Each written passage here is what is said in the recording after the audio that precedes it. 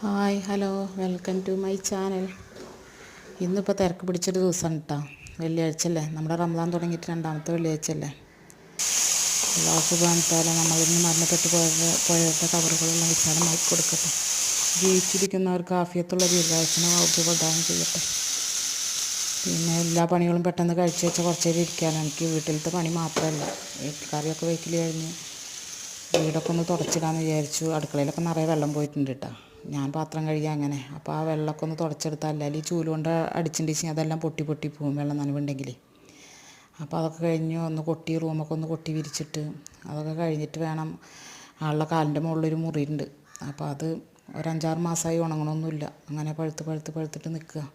കുറേ പ്രാവശ്യമൊക്കെ ഹോസ്പിറ്റലിൽ പോയി കെട്ടി. ഇപ്പോൾ വീട്ടിൽ തന്നെ കെട്ടുക. അപ്പോൾ അതൊക്കെ കഴിഞ്ഞിട്ട് വേണം എനിക്ക് അതും കൂടി ചെയ്ത് കൊടുത്തിട്ടേ ബാക്കി പിന്നെ കുളിച്ച് പിന്നെ നമ്മളെ ഓത്തിന് ഇരിക്കാമല്ലോ എന്ന് വിചാരിച്ചിട്ടാണ്. പിന്നെ എല്ലാവരും മാതിരി സുബഹി ബാങ്ക് കൊടുത്ത് നിസ്കരിച്ചാൽ എനിക്ക് കിടക്കാനൊന്നും പറ്റില്ല. ഞാൻ കിടക്കില്ല, ഓരോ പണികളായിട്ട് ഇങ്ങനെ നടക്കും.